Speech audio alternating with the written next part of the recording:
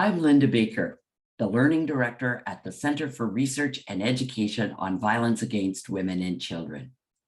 On behalf of the Learning Network and Knowledge Hub teams, I welcome you to today's webinar, Understanding Coercive Control Against Children, Impacts and Supportive Responses. On behalf of the Learning Network and Knowledge Hub teams, I want to acknowledge our work is located on the traditional lands of the Anishinaabeg, the Haudenosaunee, the Lenapehoik, and the Chungnungtung nations.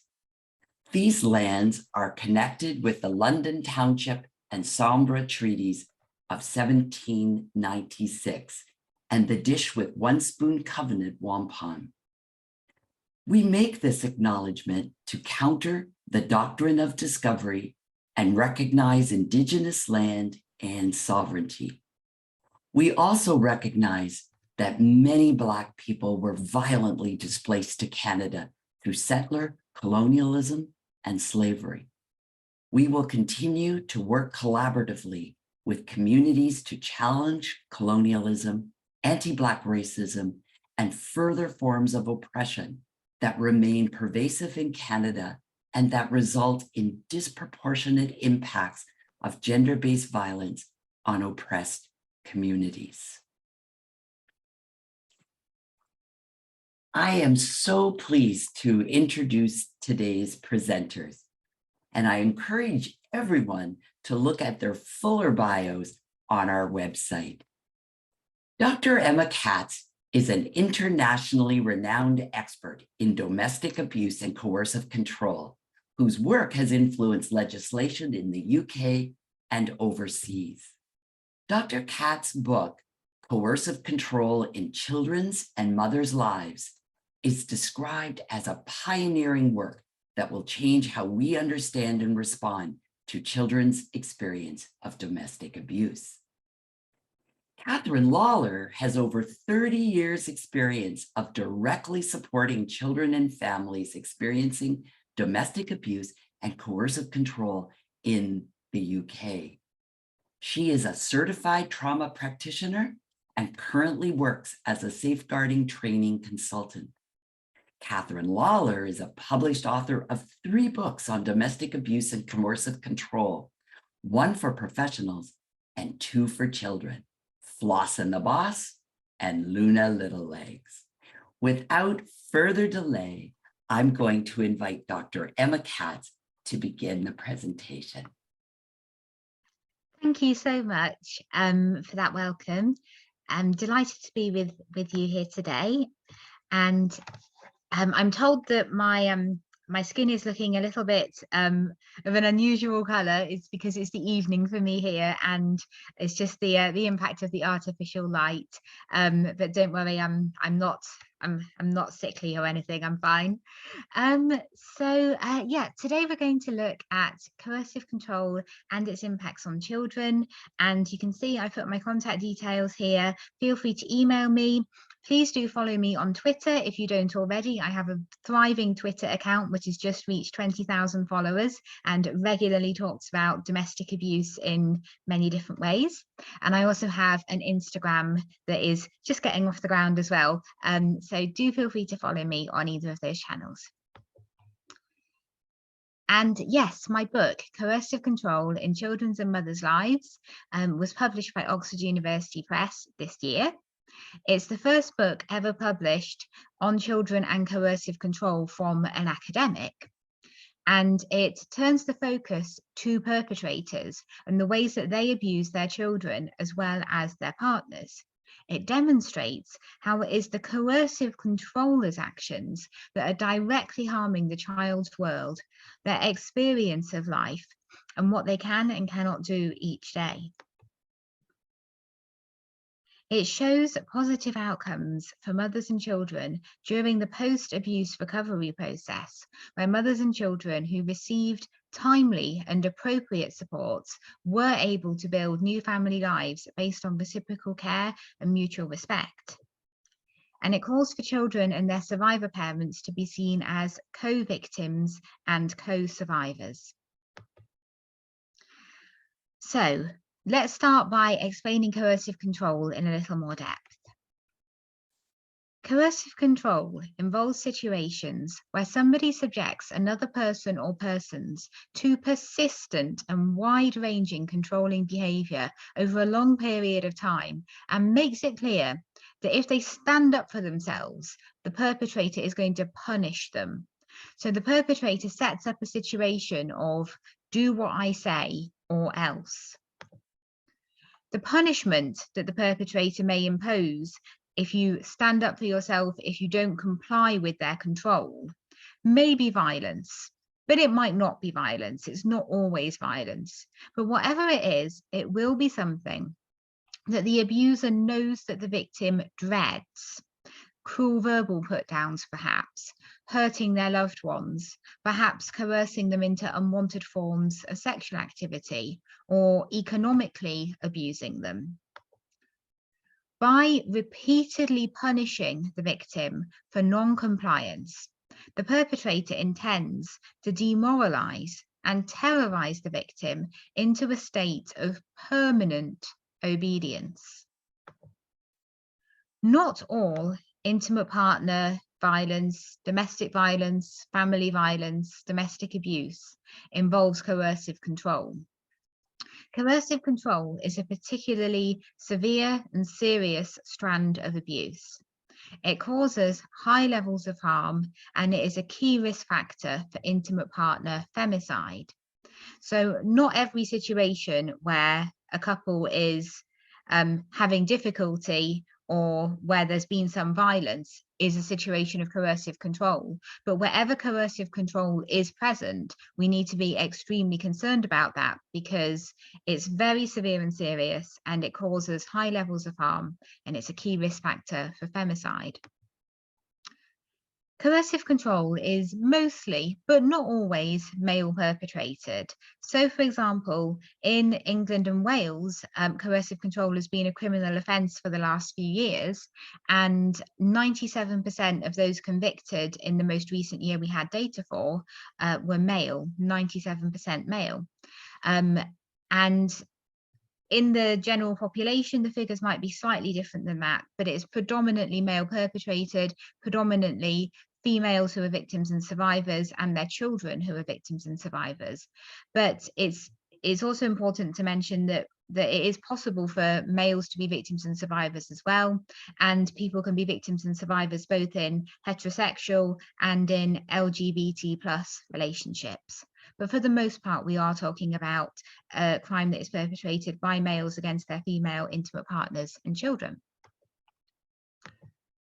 The perpetrator is motivated by their deeply held and harmful drive to obtain control over the other people in their family and maintain that control indefinitely. This is not about passion or lost tempers. This is about a perpetrator believing they are entitled to control others in ways that strip them of their normal rights and liberties.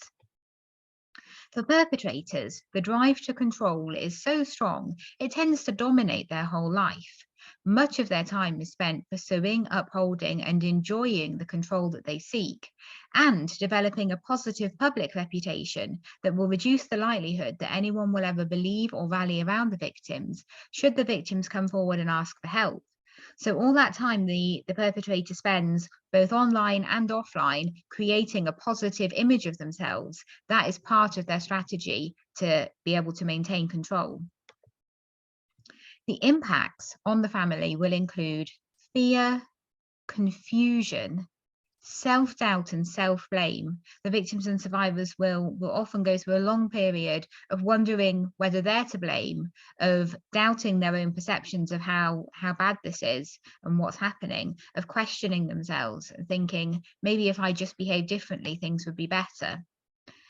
None of that's correct. It's the abuser causing the entire problem.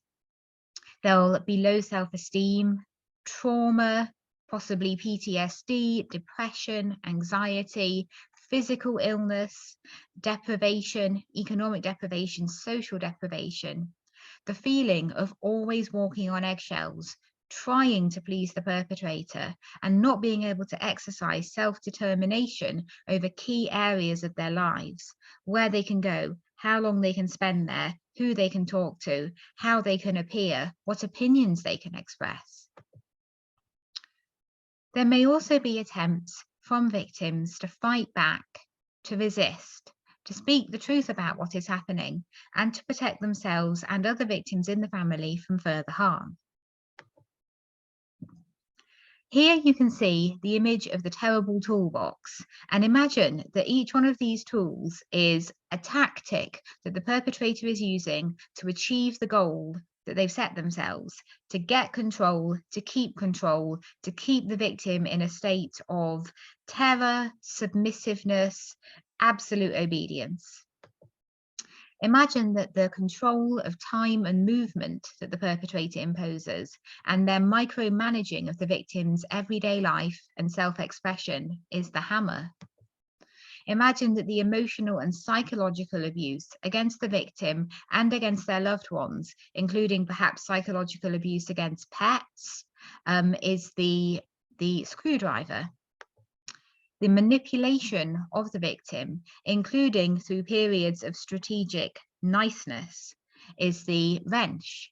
And then continuing, imagining perhaps other tools that may be just a little out of sight in that toolbox.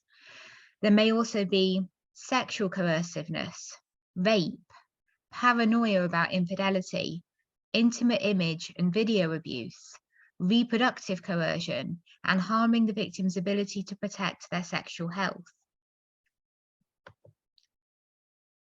There may be economic abuse, including interfering with the victim's employment, preventing them from having money and assets, refusing to contribute to bills, creating debts for which the victim is liable, and taking them to court vexatiously so that their money and assets are drained by the legal proceedings. Notice that I say that all of these tactics can occur both pre and post separation. The legal abuse one is one that is particularly likely to occur post separation. Isolation from sources of support, including family, friends, communities, and professionals. Monitoring, harassing, and stalking, including via technology. Manipulating others, including any children in the family, to upset, marginalize, and disempower the victim. Using and manipulating legal processes and institutions and systems to threaten, harm, impoverish, or discredit the victim. And finally, and I've put this at the bottom because it's the one we tend to kind of emphasize the most, and I wanted to make sure that we really thought about all the others. Physical violence. There may be physical violence. There may be stuff that is not wouldn't be classified as physical violence, but is still harmful for the survivor's body, such as keeping them in a state of chronic sleep deprivation, interfering with their ability to eat a nutritious diet or to take the exercise that they want to take, or to meet their hygiene needs in the way they want to meet them. There could be intimidation. So doing scary things around them, making them feel frightened, making threats against them. And all of this can also take place against their loved ones, including their pets, and also can involve the destruction of property or the threat to do so. So we are talking about continual multi-tacticked abuse, not isolated incidents of violence. Professor Evan Stark's book, Coercive Control, The Entrapment of Women in Personal Life, argued that our responses to coercive control-based domestic violence were failing survivors because they wrongly see domestic violence as these discrete incidents or episodes, as though we can neatly say the domestic violence took place on Tuesday between 7 and 7:15 p.m. And virtually all of our domestic violence research and intervention is based on this model. But this overlooks that coercive controllers are using many other tactics besides physical violence, including emotional abuse, monitoring, isolation, stalking, economic abuse, legal abuse, and the manipulation of systems and professionals. And they are using these tactics continuously. Survivors are therefore being constantly abused, even if there has not been an incident of physical violence for months or ever. So we must avoid shaping our responses around the history of the violence.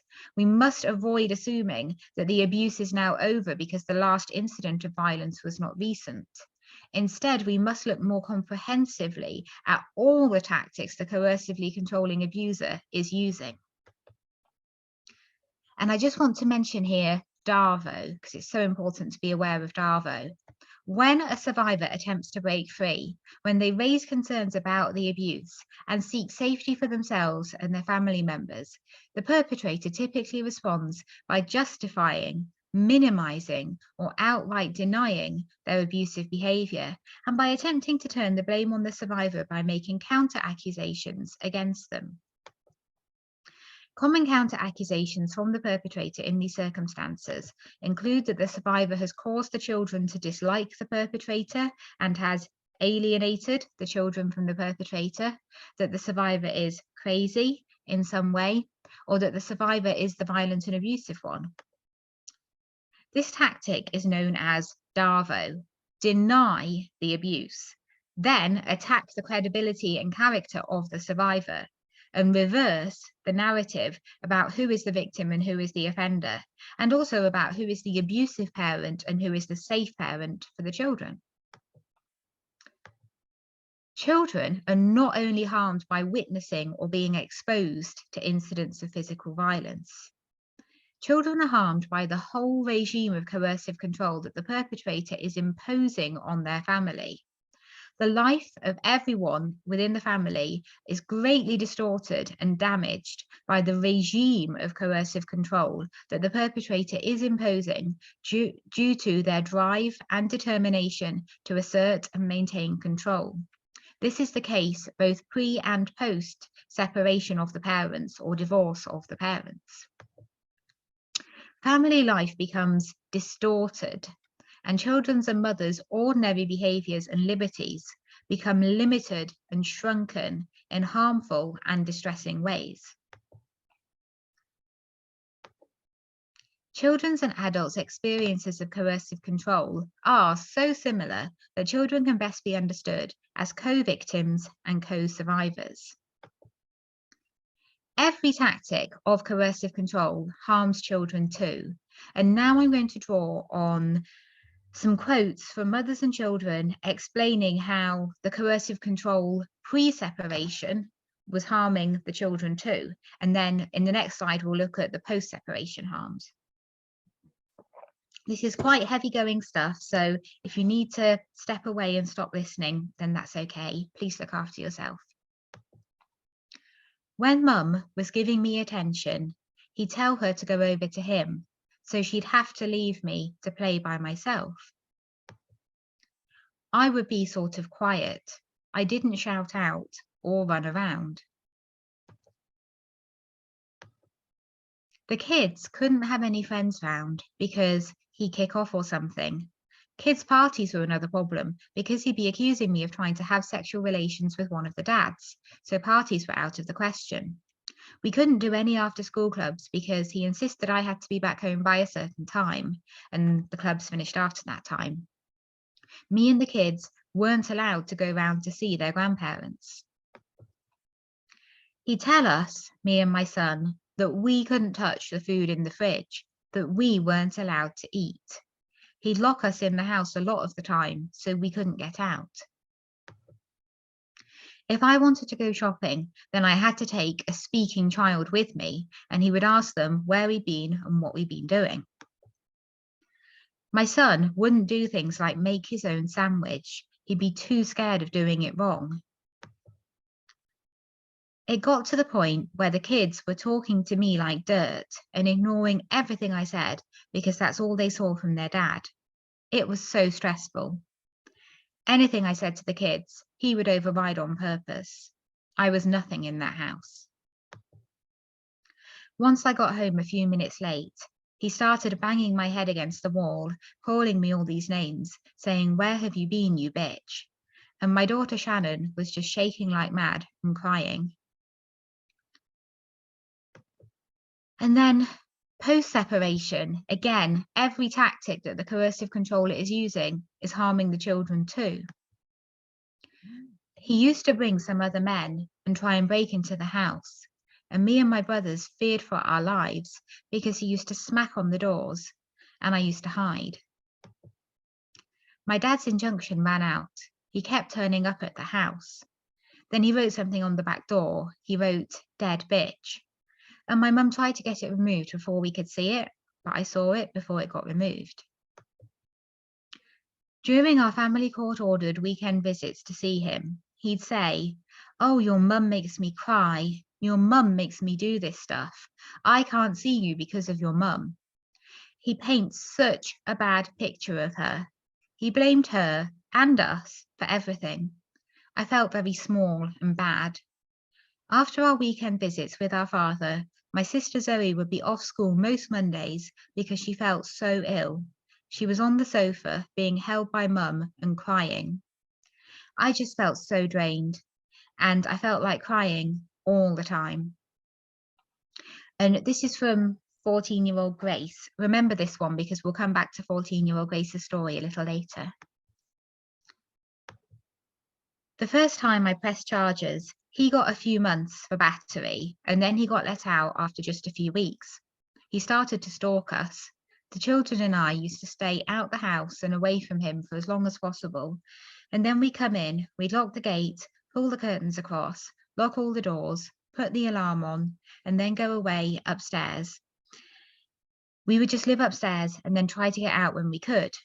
This only came to an end when he attacked me again and was arrested again. He's still really putting them through it emotionally.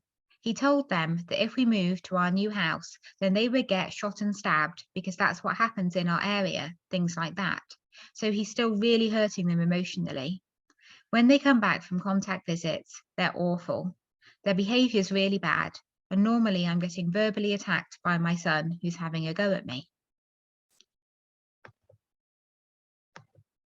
So, coercive control can best be seen as a multi-stranded type of abuse that occurs in the most serious cases of intimate partner, domestic, or family violence and abuse. To quote from my book, coercive control is a phenomenon that includes many strands of abusive behaviour that harm both children and adults. It encompasses abusive acts towards the victimised parent, abusive acts towards the children that would be categorised as child abuse and child neglect, and many other harmful behaviours. Perpetrators usually continue their campaigns of coercive control post-separation, so separation and divorce should not be seen as guaranteeing the end of abuse. It is very likely the abuser is still abusing, and the adult and child victims and survivors are still being abused post-separation. In terms of the impacts on children, the perpetrating parent's ongoing choice to subject their family to coercive control day after day, year after year, and the lack of action from professionals, institutions, and courts to put effective and lasting barriers in the way of the perpetrator continuing to abuse was certainly negatively affecting the children in my books' well-being, welfare, mental health, physical health, educational achievements, development, economic position, housing stability, community and social ties, and their faith in justice, in institutions, and in the rule of law. And also key sources of resilience that might normally help children in adversity, such as access to healthy adults in their wider family, a close bond with their safe parent, a sense of community belonging, could be wholly or partially unavailable to children because of the nature of coercive control. Remember, when they were trying to spend time with mum was being stopped from spending that time with them.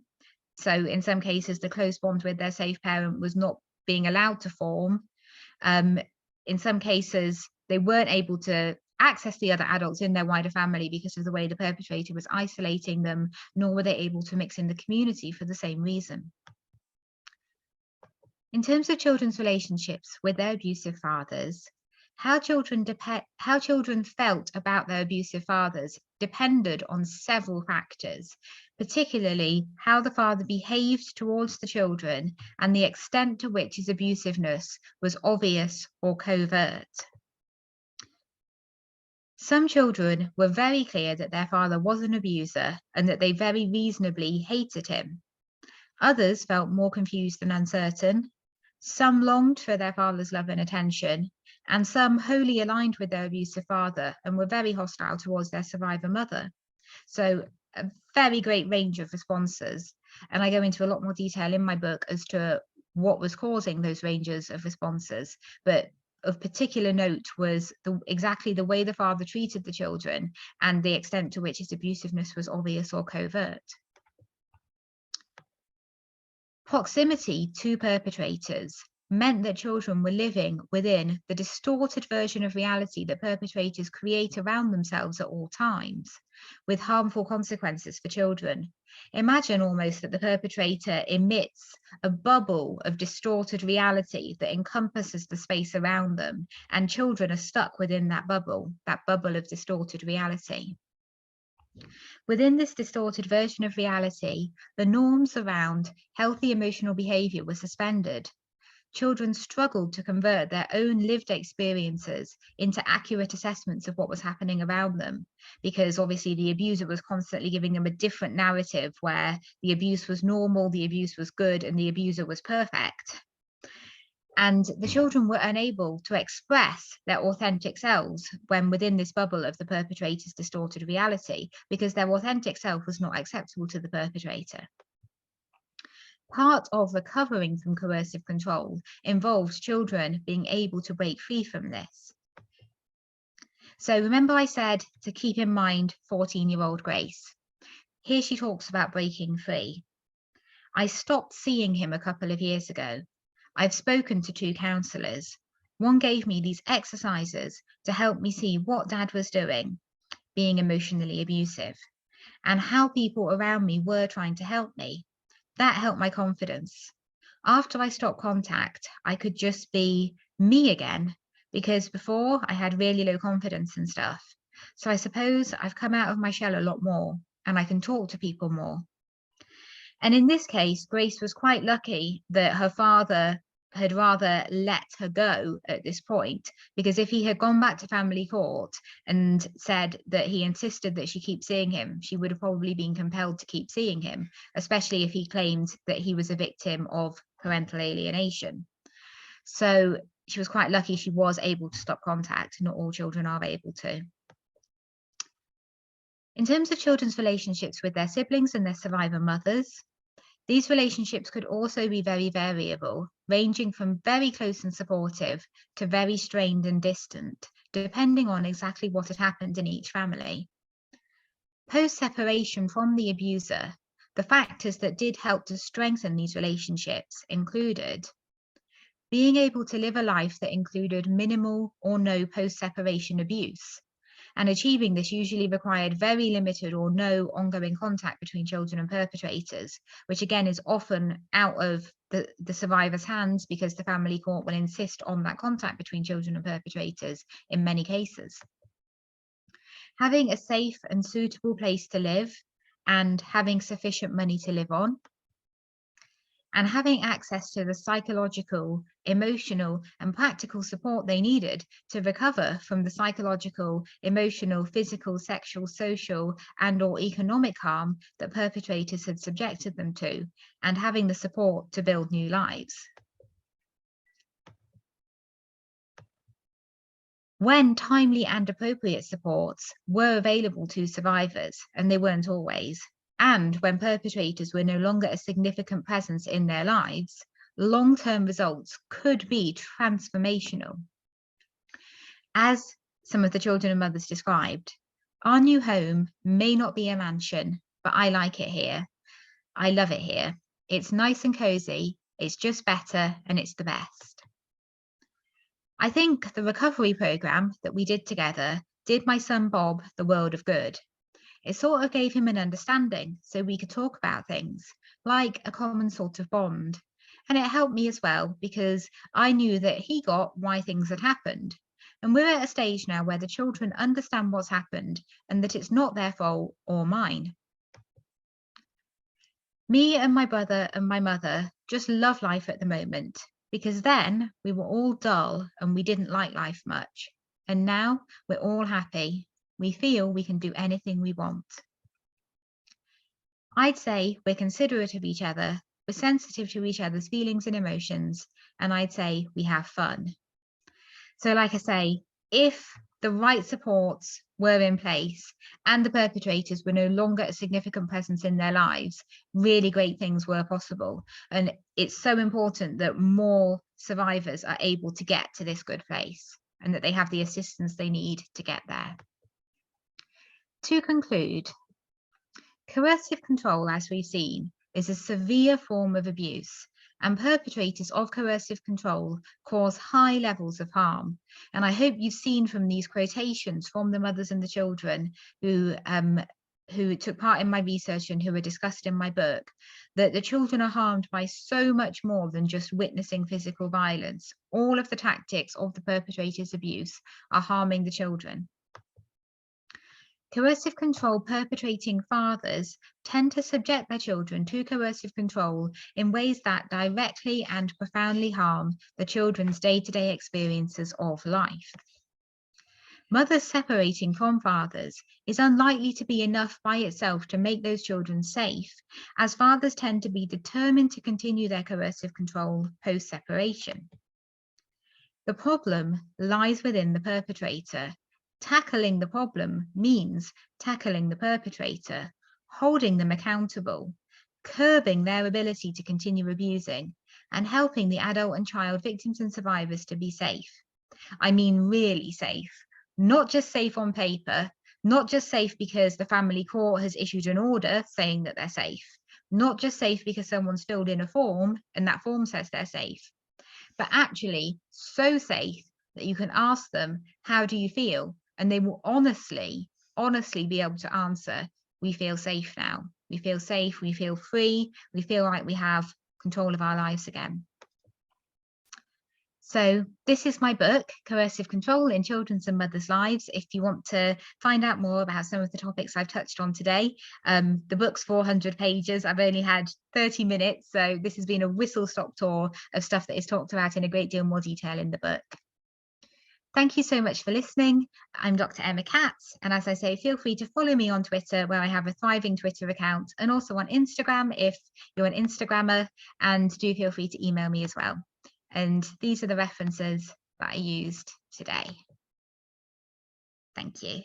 Thank you, Dr. Katz. And Catherine Lawler is now going to present, but I wanted just to let you know that she recorded her presentation just due to internet instability, and we're going to play the recording.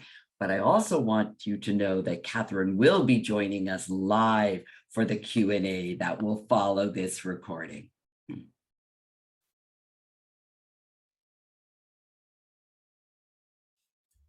Hi, it's Catherine here. So we're now going to start to look through the PowerPoint around Floss and the Boss and Luna Little Legs, and how we can start to think about how we can help children learn about domestic abuse and learn about coercive control.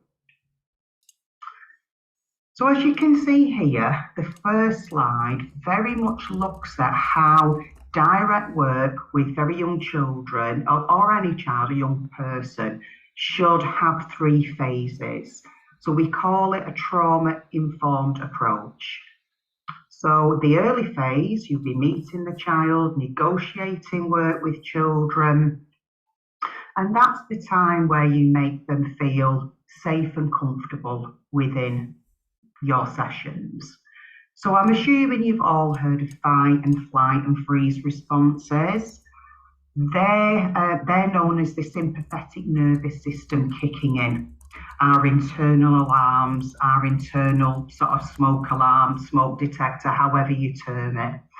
Lots of children, when they will be coming to direct work, potentially will be operating where their sympathetic nervous system is alert.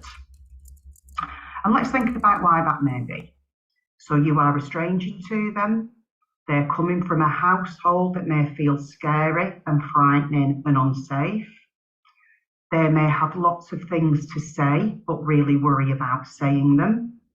They may have been told not to talk to you. There's a variety of reasons why a child may come with their sympathetic nervous system activated.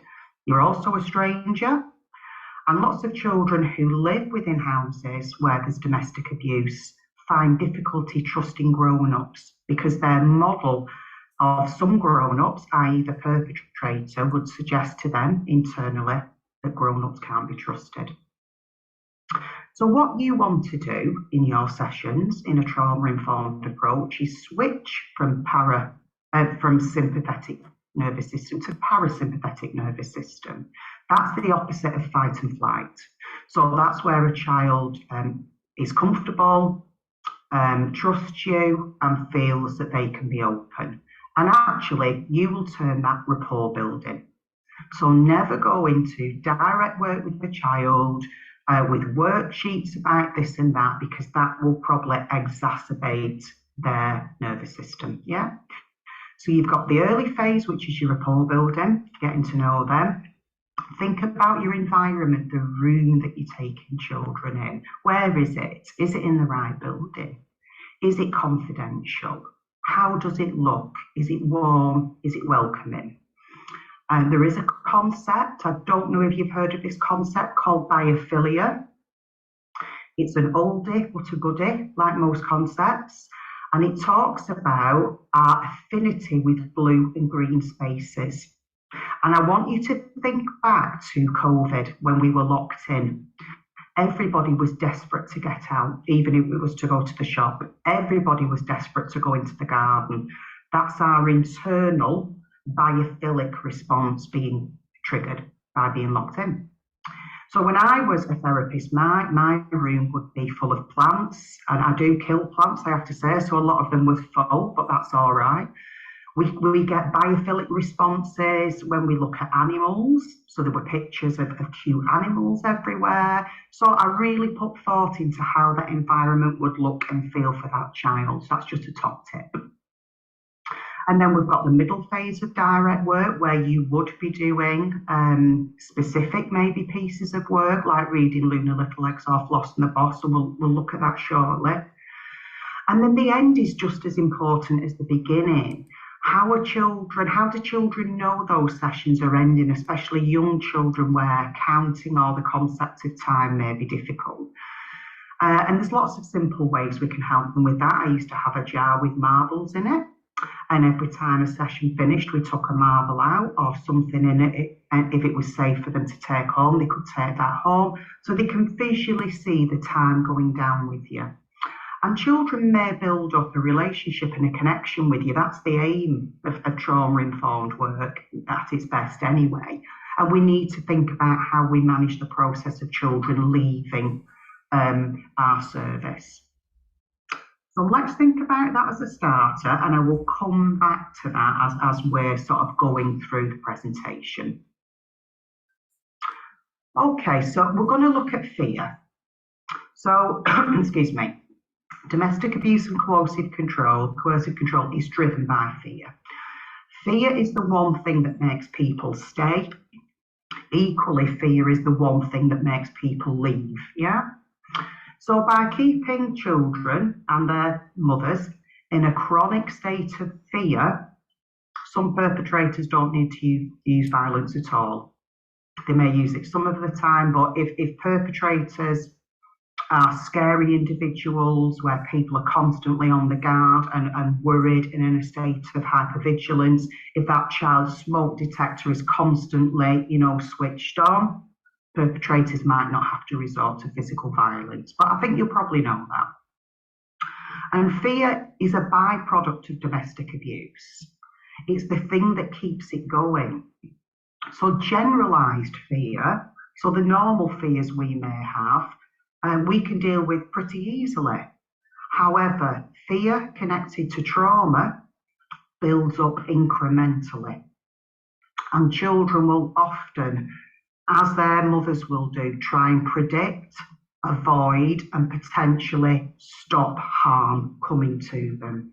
So we need to think about how scary it is for some children to live in that situation and how toxic fear can be.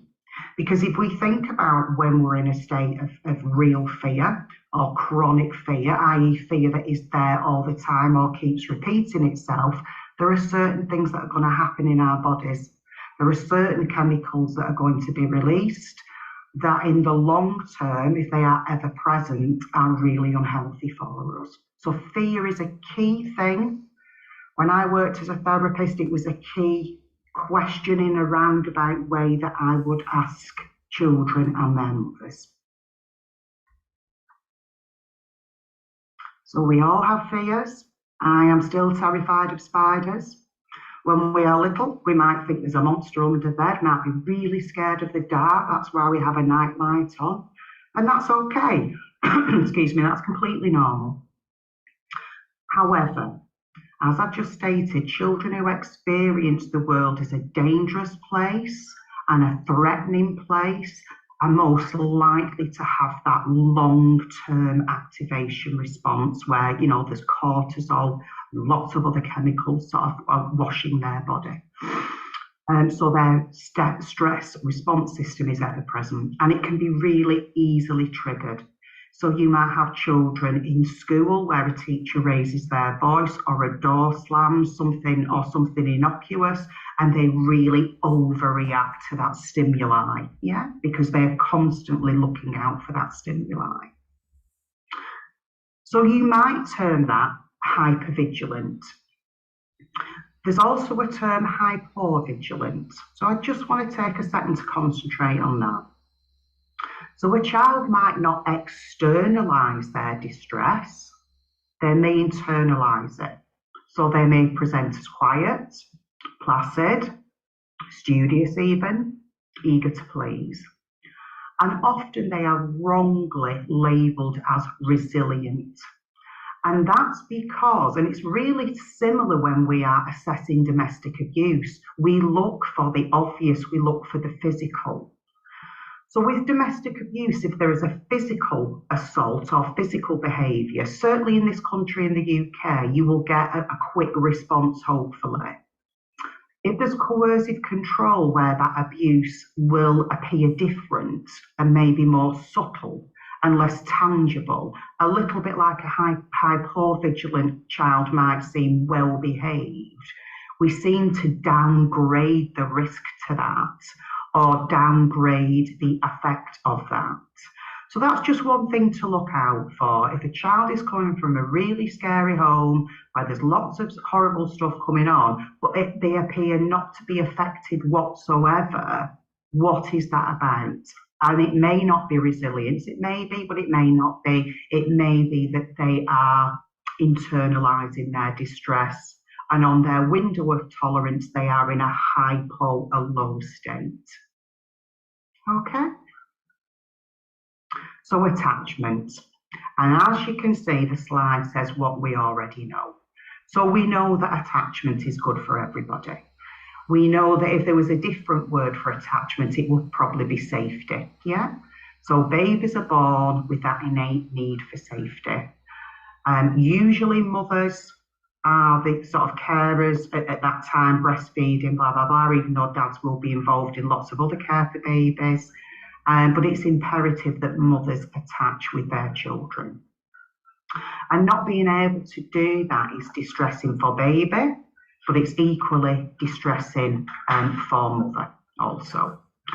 We know that attachment is key to good mental health and good physical health in the future. So attachment, and I'm sure you know this, is imperative. So what we're going to do now is go back to some oldies but goodies. So Bowlby and Erickson. So Bowlby noted that the securely attached child is more likely to approach the world with confidence, more likely to be resilient. They are more likely to be able to problem solve and bounce back from things.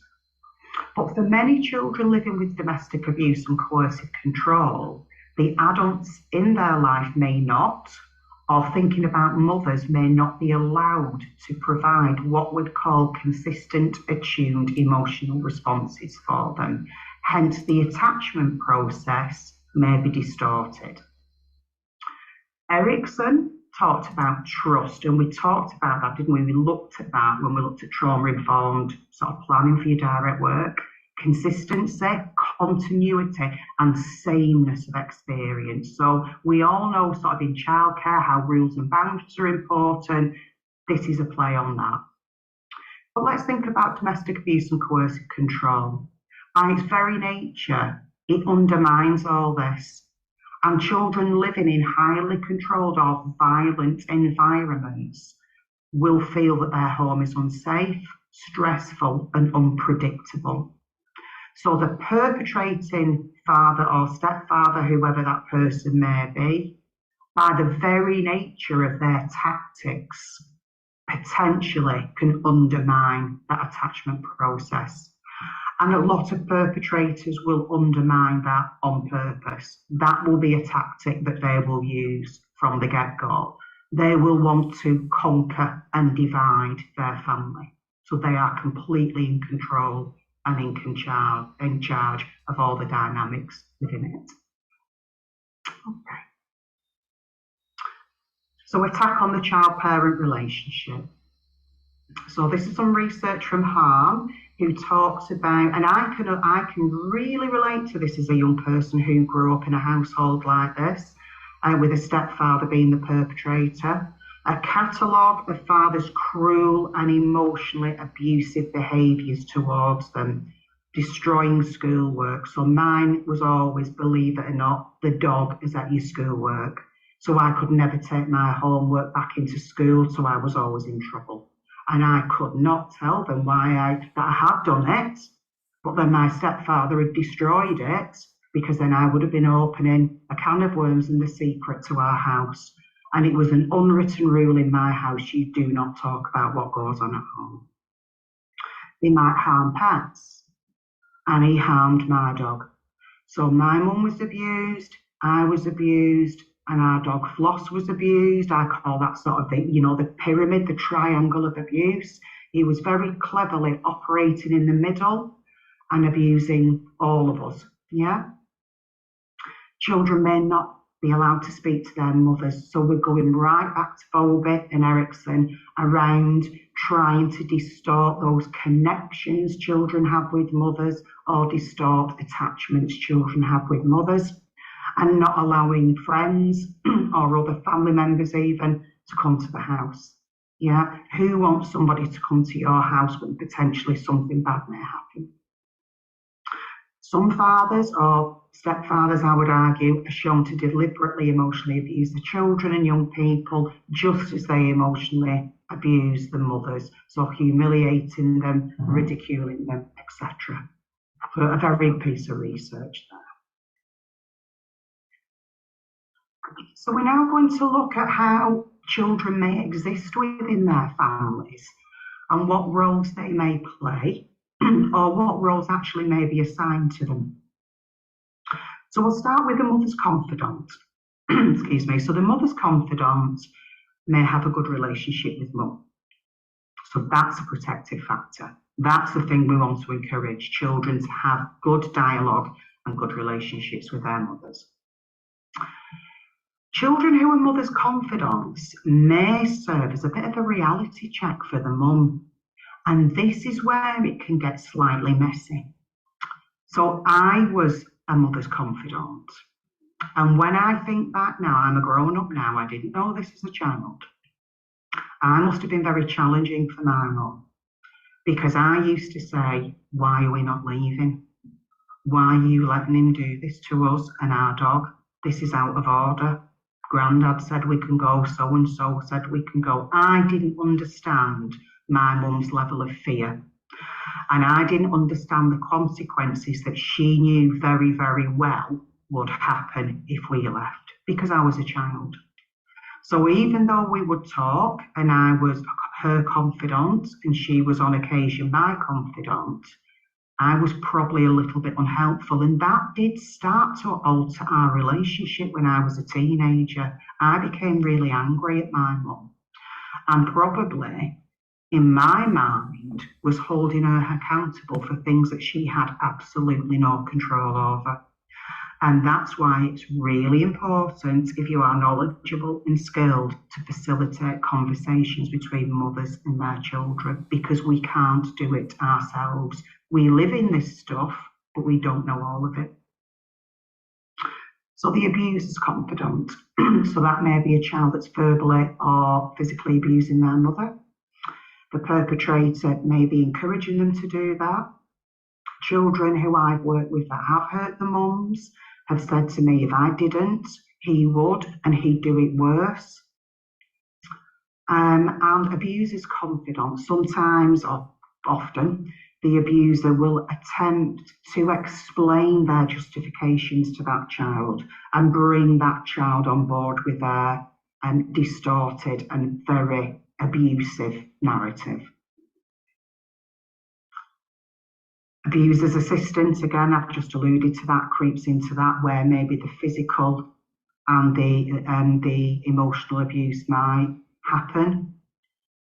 Children sometimes, even when perpetrators have left, maybe carry that behaviour on. We've heard of sort of teen to parent violence, and that is incredibly complex and needs to be dealt with in an incredibly complex way.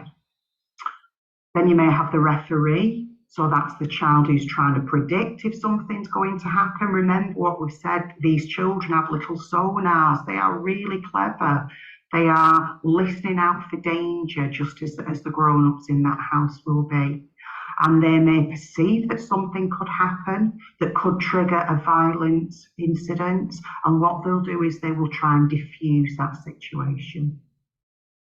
And then we've got the caretaker. So I think I was a bit of a caretaker too. So I very much looked after my younger brother, my sibling. There's 12 years difference between us. And I looked after mum also, probably emotionally, but very much became a second mum almost to my little brother. And if incidents were happening, the first person I would go to would be my little brother to ensure he was okay. That's really common, isn't it? And then lastly, the scapegoat. The scapegoat's really sad. So the scapegoat is the child that is blamed for everything that's going wrong, and usually by the perpetrator. And this can get a bit tricky as well, because this happened to me. There were times when I heard my mum agreeing. She didn't think I could hear, but children can hear everything. Agreeing with what her husband had said about me. And that made me really sad, and it made me really cross. Well, I know in hindsight, hence the importance of conversations, if she didn't agree with him at that time, there probably would have been another incident very, very quickly. Yeah, but she didn't know I'd heard. So again, the importance of having a dialogue between mothers and children is really, really important. And if there is a really distorted attachment style happening within that family, sometimes mums may blame children too. And that's where a child is left in a really precarious, vulnerable situation. Okay. So some more research here about children and their amazing hearing and amazing intuition. And Swanson described children living with domestic abuse as miniature radar devices. So think about the sonar maybe that a dolphin has that spreads far and wide, trying to predict perpetrators' behaviour, predict responses to behaviour. We can't do that, it's unpredictable. And what perpetrators are brilliant at doing is making goalposts wide. So what might be acceptable one day, the next day it's not. The mouth of the goalpost has gone massive. You'll have heard the term walking on eggshells, don't know whether I'm coming or going. Great tactic to keep people in a state of chronic fear and uncertainty. So we'll see that a lot within domestic abuse. And Callahan's research shortly after talked about several young people. And again, I can allude to this. One young person talked about attempting to read the perpetrator's mood, just as grown-ups will do. So how are they breathing? Are they looking relaxed? Are they not looking relaxed? How are they going to react if I say something, even if it's just something completely harmless and innocuous? and try and actually manage her day about the perpetrator coming home from work, so clock watching. When is it coming home time? And that feeling of dread I would imagine that she had when that was happening. And it was the same for me. My mother's husband worked shifts. The early shift, it was a living nightmare because me and mum knew we'd be home at tea time and we would be looking at the clock and looking at the clock and looking at the clock and just glad when we could get to bed. Limit self-expression. So all children should be able to express themselves because they are finding themselves and growing into their own person. Certainly when you're a teenager, you become more egalitarian, what's right, what's wrong, and it's normal for you to have very strong opinions, and they may differ from the opinions of the grown-ups in your life. You can't have an opinion when you live in some houses where there's domestic abuse, because having an opinion may trigger an assault, an attack, or some sort of behaviour or reaction from the perpetrator. It's almost like having a zip across your mouth. So very, very straining for children, almost in an emotional straitjacket for some. So we're going to look at language now, and we're going to look at why children sometimes might think things that happen in their house is their fault. And this is quite common for children, and especially young children. So these are all real cases. I've anonymised them, obviously, and changed them slightly. So we'll have a look at what Ellie said to me about things being her fault at home. And then we'll have a look at how we could have, explained that and explore that with Ellie. What sometimes we do, we have a maternal or a paternal response. And if a child says it's not my fault, we immediately want to go, no, it isn't. And that's not the right thing to do, even though it might feel like it's the right thing to do. Because if that's not the child's frame of reference at the time, and we're just going in with no, it's not, we're losing that connectedness that we built up with them. So let's see how we could do it. So Ellie's 9, and she came to see me after an incident at her house. I've been working with Ellie for some time. Incidents were common. Dad had punched her mum in the face after mum was defending Ellie because Ellie had dropped a tea. It was an accident. She tripped on the carpet was ill-fitting. She tripped on the carpet and dropped a tea. And when mum said it was an accident and he shouldn't be shouting at her and be so hard on her, an assault happened. Ellie told me it was her fault and mum had got hurt because she was the one who dropped a tea. She was really upset. As I say, Ellie came from a house where domestic abuse incidents, physical and coercion, were pretty common. So let's have a think. If we're not going straight in with, no, Ellie, it's not your fault, with curiosity questions, so trauma-informed language, let's think about how we could respond. So it could be this. So Daddy's hurt Mummy before, Ellie. I was nodding because we know that, because that's why Ellie comes. And Ellie nodded. Okay, Ellie, let me have a think. Let me think back. When Daddy hurt Mummy before, was it because you dropped your tea then? And Ellie had a bit of a puzzled look on her face. And then she said, no, this is the first time I've dropped my tea. I said, okay, that's really interesting. Can I share an idea with you, Ellie? You can, Catherine. So it sounds like Daddy's hurt Mummy before, even when you haven't dropped your tea. Yeah, he has. Okay, I see. So Daddy's hurt Mummy lots of other times. Yeah, he's hurt Mummy lots of times, and she's upset. So I'm wondering if Daddy is trying to blame other people for his hitting and hurting. Because my idea is it's not your fault because you dropped your tea. Because nobody should do hitting or hurting, even if they drop the tea anyway. And nobody can make people do hitting and hurting. So she had a bit of a think. And she said, Catherine, it's not my fault. And I said, no, it's not, darling. So again, using those curiosity questions, trying to work out where that narrative is coming from a child, and it's not difficult to do, is a really good response when a child feels that something is their fault. Okay? So I'm going to tell you about another child now called Billy. And I don't know if you're aware of an activity called King or Queen of the Island, so I'll explain it very quickly. And I can always send out a worksheet about it if you haven't done this activity before. This type of activities would come 2/3 in of your direct work. It wouldn't be done at the beginning.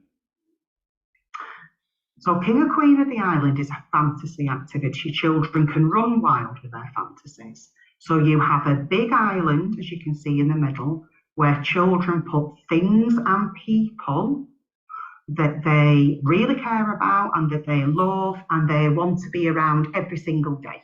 Yeah. So Billy put a football ground on there. He put a fairground on there. He put lots of famous restaurants on there. And he put his mum on and his siblings on there. Because his mum and his siblings, he wanted to keep around him and see them every day. They were so special to him. Yeah.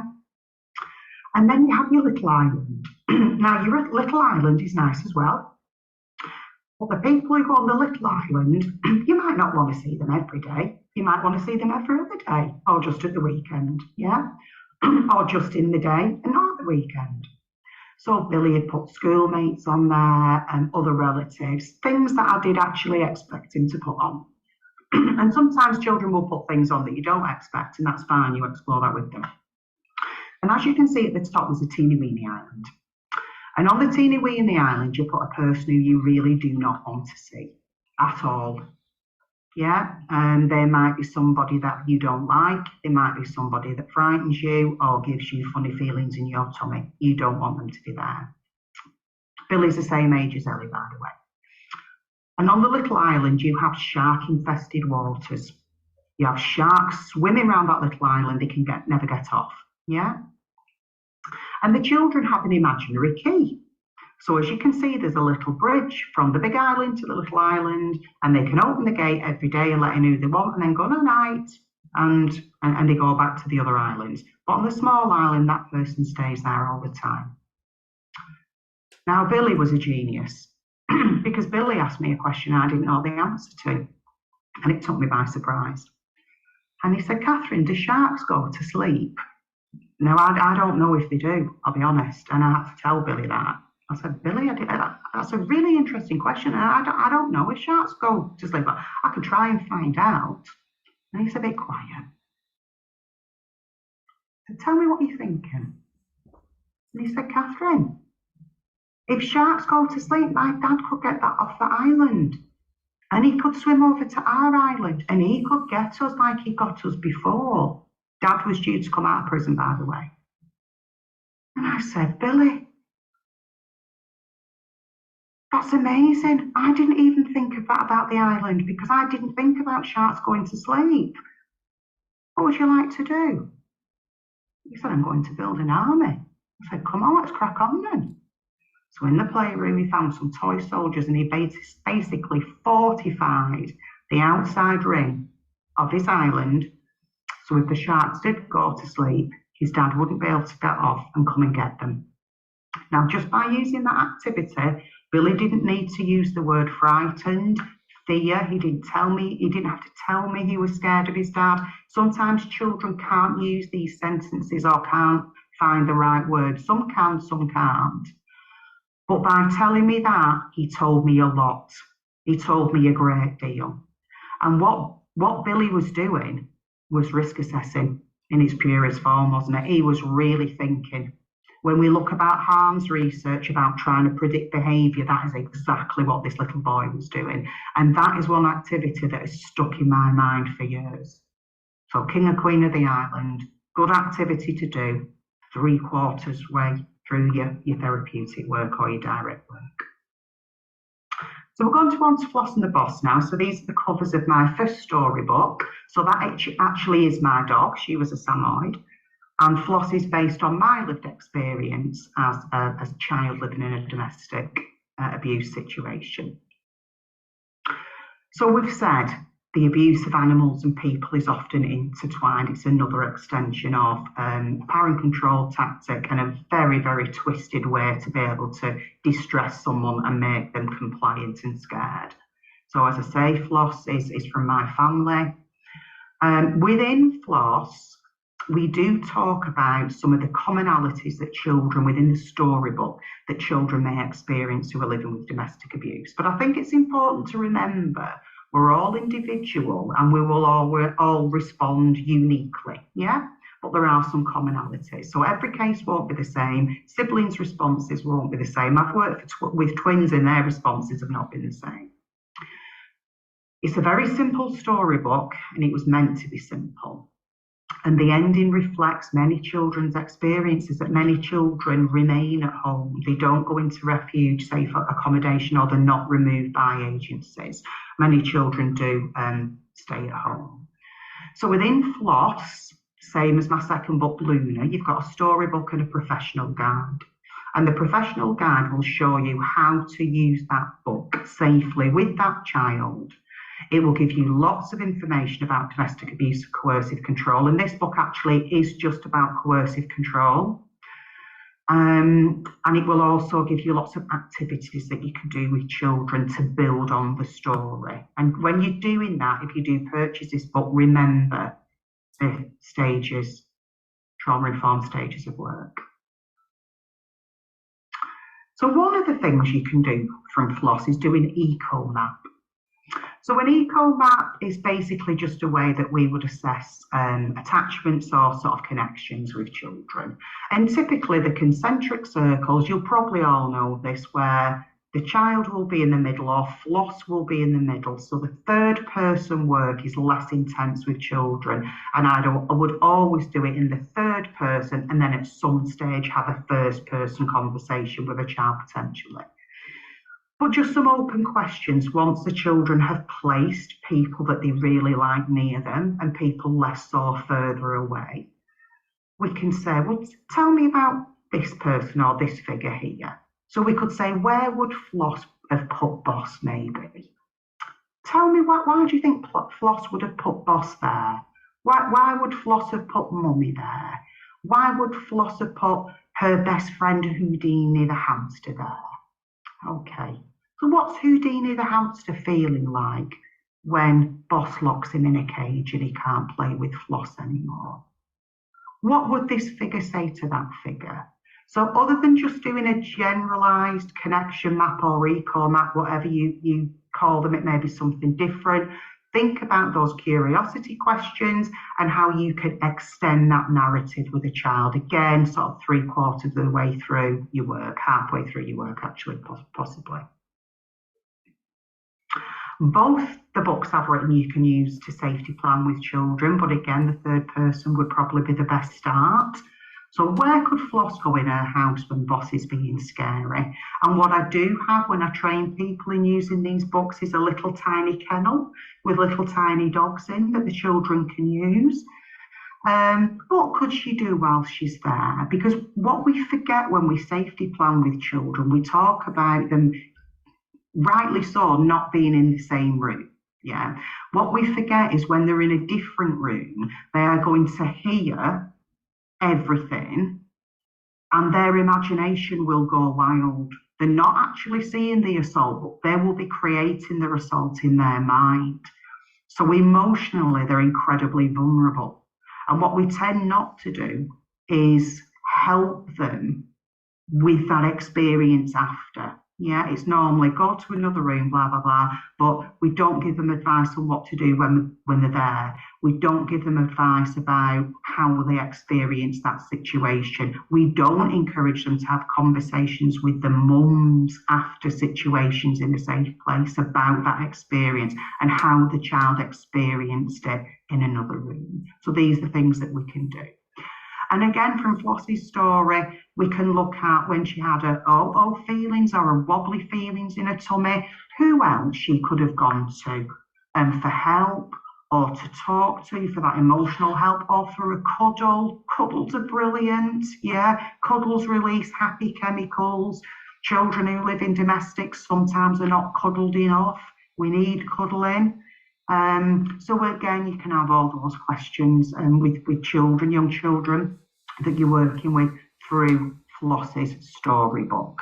But as I say, the professional guide will give you much more detail on how to do that than I can at this stage because of time limitations. And then we've got Luna. So here's a picture of Luna, and please note the hearts on her legs, because Luna is actually based off my rescue cat, Isabel, who actually has those heart markings.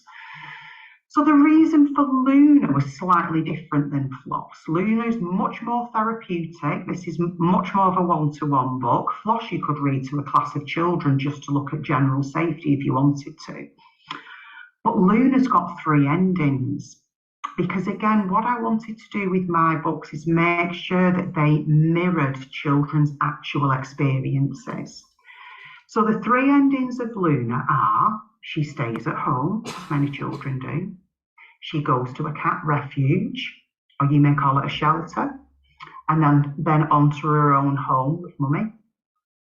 But then Daddy promises he will change and they go back home. So there are 3 different cycles to the Luna book that you can use with a child. If you're working with a child in safe accommodation and then they go home, you can use the book constantly to look at their journey. And it's a big, long poem, Luna.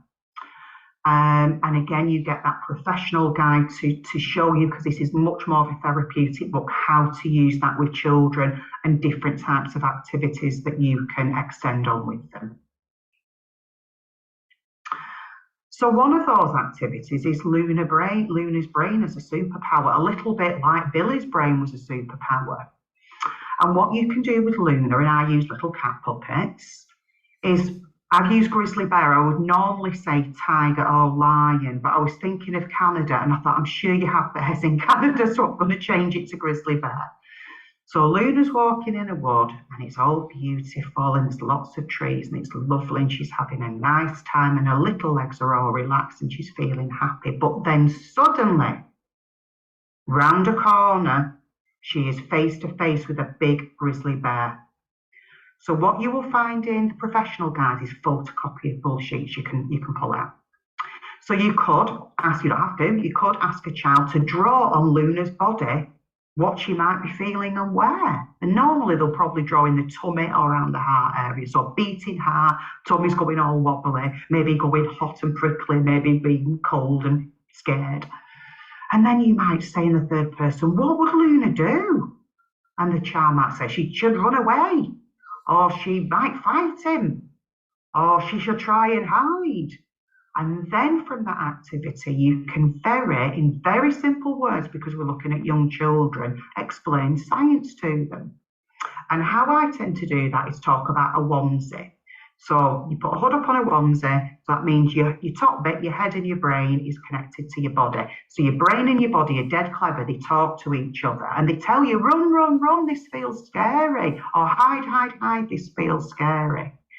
If a child is saying fight, which they might, because one of their fantasies might be to fight their dad, yeah, then we can talk about, you can use this with safety planning, talk about, you know, that grizzly bear's a lot bigger than Luna, and I know why Luna might want to fight, but I think Luna would get hurt.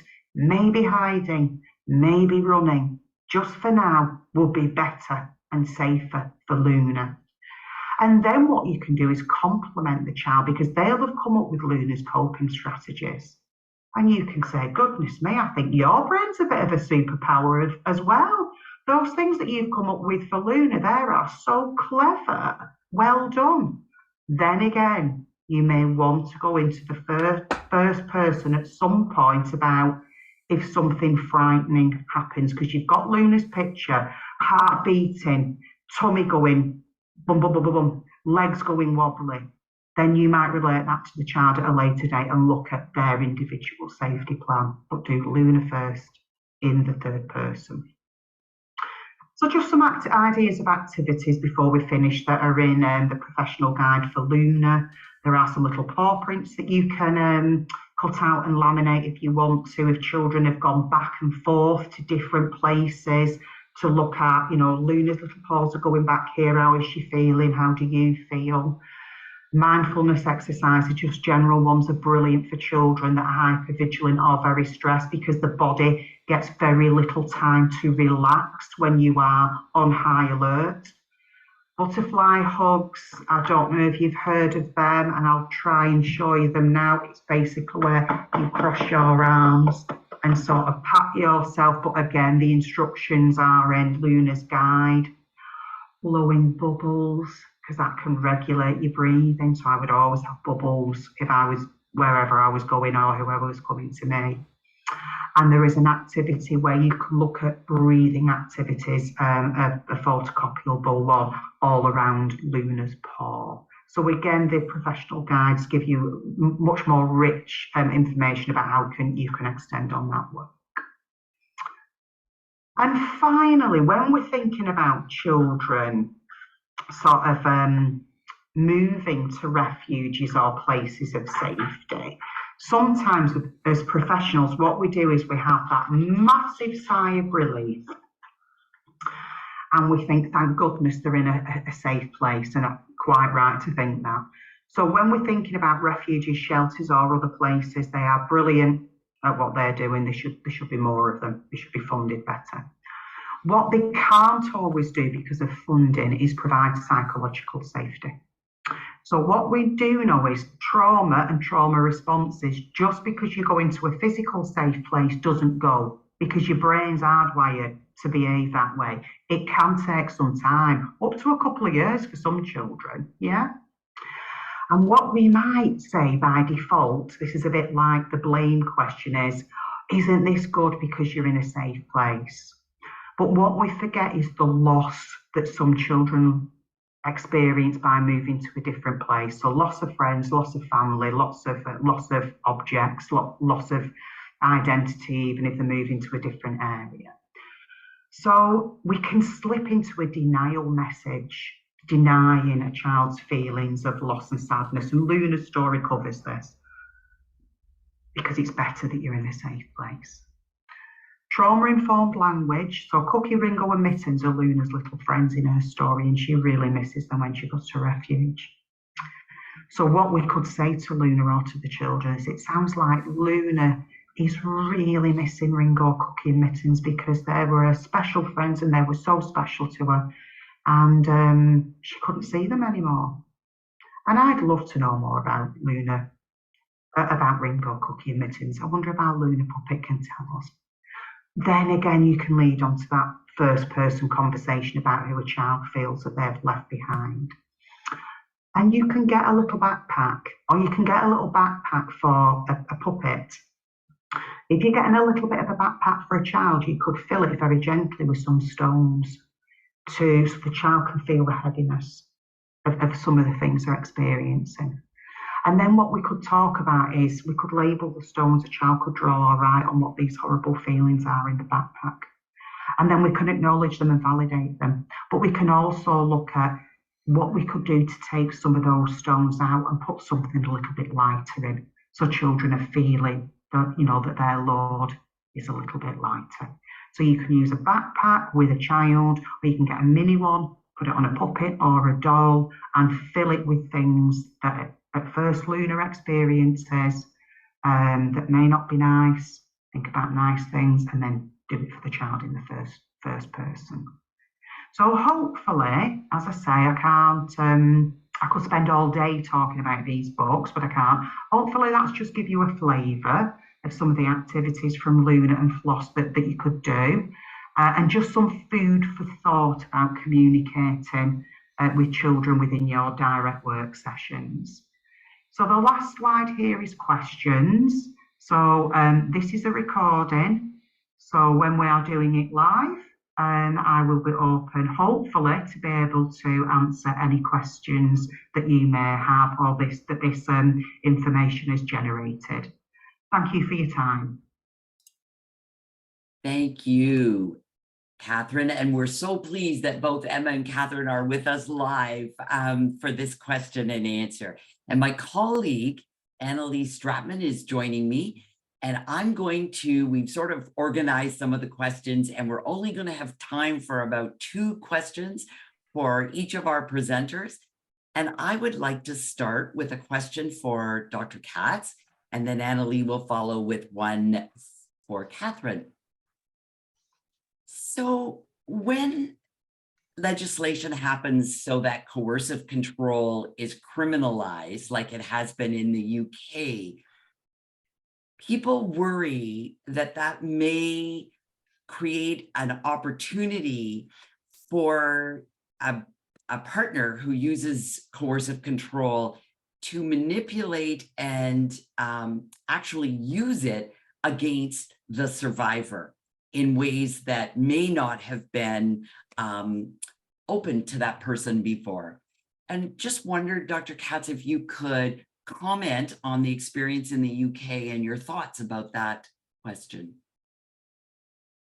The perpetrators manipulate absolutely everything that they possibly can anyway. So if you're basing your understanding of domestic abuse around physical violence, then the perpetrator can already say that any instance where you defended yourself, that you were the aggressor. They can call the police and say that you've attacked them when you actually haven't. They can already do all of that anyhow, and they frequently do. So I think that people are right that perpetrators will take advantage of any kind of infrastructure. They will do, but I think that the key is to try and get more training, more good training to the people who are responding to those calls, you know, whether it's the police, the courts, so that people can tell the difference between a perpetrator and a survivor, and they can identify when it's a perpetrator using DARVO, deny, attack, reverse, victim and offender. I think training is absolutely crucial, and it can't be skimped on. It's got to be invested in as fully as possible. I think a lot of the difficulty in the UK has been that the police have not had enough training, and it's not been seen as a high enough priority among police to really come to understand coercive control, and to come to understand that it's an ongoing pattern of abuse. It's not a series of incidents. I think there's still a lot of misunderstanding around that, and also that it is a key marker for intimate partner femicide. It's a better predictor of intimate partner femicide than physical violence is. So it's so important that we start assessing for it and taking the perpetrators of it really seriously. That's very helpful. It's not been part of made in terms of the criminal code in Canada yet, Dr. Katz. So those comments are very useful to all of our audience. Catherine, thank you so much for your presentation, and you brought a wealth of resources, particularly with your books, Floss and Boss and Luna. But a lot of people were also really interested in your King or the Queen of the Island resource, and they're wondering how they might be able to access that. Yeah, I can email that through to Diane. That's absolutely fine. Just to warn people, you may have seen some typos. I am dyslexic. And then I also realised it must have been very hard for you to interpret my northern accent, so how deep it was there. But I can send that. I can send the instructions through to you for that activity. It is a great activity, I have to say. Yeah, one I used a lot. Wonderful. Thank you very much. I just want to say, I think certainly our team thoroughly enjoyed both of your accents. So it's been a treat for us today. Back to you, Dr. Katz. Some of the concerns are that because of the lack of understanding around coercive control, that child protection agencies in Canada and perhaps other countries may inadvertently actually feed or make it easier for the perpetrator to continue to use coercive control. And just wondered if you could speak to that and any suggestions that you might have. I think it's so important for child protection agencies to understand that the survivor is probably making as many protective efforts as they can do, and the survivor is probably understanding far better than anyone else what they can and can't do to protect the child, and they're doing their best to implement that. I think we need to really look at survivors' protective efforts, not just around the physical violence, but how they're protecting the children from all of the tactics of coercive control, and they're doing their best with that. And we have to remember that the perpetrator, who is most likely statistically to be the children's father or stepfather, is creating a hostile context for the mother to be able to protect the children. They are making it incredibly difficult for the mother to be able to protect the children. They are sabotaging the mother's ability to protect the children. And remember that the mother is not staying because she wants to stay, she's staying because she's entrapped. She's not making a choice to stay, she's entrapped. The perpetrator has her entrapped. Every single day, the perpetrator is reinforcing that entrapment. So as I said in my presentation, we have to tackle the perpetrator, and we have to put serious roadblocks in the way of them being able to continue abusing, because the survivor will be doing their very best to keep the children as safe and okay as possible in most circumstances.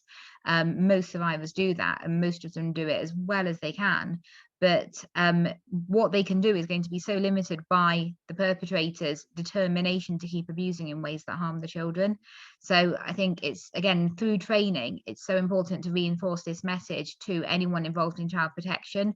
And of course, everything that the child protection needs to be doing needs to be identifying the perpetrator's behaviors, dragging them into the open, mapping their patterns of abusive behavior, naming them, reporting them extensively, mapping the survivor's protective efforts, naming and reporting them extensively, and doing everything they can to make it more difficult for the perpetrator to keep abusing, putting roadblocks in their way of both their willingness and their ability to keep abusing, and also doing everything they can to empower the survivor to be able to have the safety to break free of the entrapment. So that's the direction I would like to see all of that move in.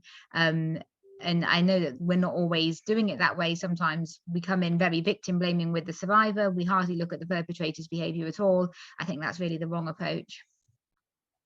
Thank you. Catherine, what do you do if children experience coercive control or hear it from another room and want to speak to mom about it, but mom isn't ready to talk yet? She's maybe still feeling a little bit too traumatized, or she's feeling guilty or concerned. What do you encourage children to do if mom's not ready to talk or to support their child? I think it's quite common that mums and children have difficulty with the narrative, and it's usually because mums are trying to further protect their children and don't want to re-traumatise their children. As a child who lived in a domestic for most of my life, and other children that I've supported, they really want to speak to the mums. So as Emma was just saying there, mums' responses are always around the protection of the children. And what I would do is I would never force a mum to speak to her child. But and this is the importance of having good resources and good services and good advocates for children and women that work together. So when we are looking, I mean, I don't know if it's how it is in Canada, but in the UK, part of my job actually isn't looking at commission services, but I always stick my nose in anyway at work and make sure that I stick my nose in everything to do this domestic abuse. When we are commissioning services around domestic abuse, we really need, as Emma was just saying there, are the staff trained? Are they trauma-informed trained? Have they got a real knowledge around coercion and control? You know, within that sphere of domestic abuse. And this is about having an advocate for a grown-up and a child that can, at the right time for both of them, then encourage that narrative. But they are woefully inadequate domestic abuse services in the UK. It's absolutely shocking. When you think about the money that domestic abuse and coercive control costs, health service, police call-outs, deaths, prison sentences, it is astonishing that our government doesn't put billions into preventative sort of and therapeutic services, but it doesn't. So for me, it's about respecting somebody's time to need time and not talk at that point, because if it's rushed, it might feel awful. But it's also around having advocates that can do that at a later date potentially. Can I just say something about social services or children's social care, as you were saying before, as Emma was alluding to? What most in the UK, most children's social care, social services department will have what's called a threshold document. And that almost narrates what level of response a child will and family will get, whether that would be a mandatory response or a consent-driven response. Within most of those documents, it will say domestic abuse and it will mean the violence incident model. It doesn't mention coercive control. So one thing that we also need to do, as well as training, is within children's services and the policies and the structures and the assessments, we probably need to get rid of the word domestic abuse and just call it coercive control with a violence model sitting underneath, if that makes sense. So the word and the concept and the responses, in my opinion, not caught up to the threshold of intervention document that's used throughout the UK. I think that's another big piece of work that needs to be done. Thank you for Can I that. just very briefly just chip in on what Catherine said about the costs? In the UK, the government, we're a country of about 70 million people. In the UK, the government has estimated that domestic abuse is costing the economy £66 billion a year. But that figure, as huge as it is, did not even account for the impacts on the children, which were considered too complex to even account for. So we're talking about well over 100 billion once we start factoring in the impacts on the children, maybe 200 billion, 300 billion. So it would be quite similar for Canada with your population, I should think. These are huge figures. If we would spend money to prevent some of this, it would be so beneficial for taxpayers. Thank you to both of you. I think what this may mean is that we need to bring you both back and just have a discussion, because we're out of time now and our participants are always, we try to honor their time commitment, and so we need to let them go. We had 1,200 plus people participating today, so we just want you both to know that. We appreciate you making the time and presenting and being with us today very much. And I also wanted to express our appreciation to Dean and Vanessa for the ASL interpretation, and also to Wendy and Caroline for the French interpretation, just to increase the reach of these webinars so that as many people as possible can access them. And so we hope you'll join us. We have a very special webinar to follow this one up in December, and we actually have 3 young people who are part of a youth advocacy network in British Columbia who have experienced coercive control and are advocating for what they would like to see as changes in the system. So we thought it was a wonderful follow-up to Catherine Lawler and Dr. Emma Katz today. So please join us for that, and we'll look forward to seeing you all then. Bye for now.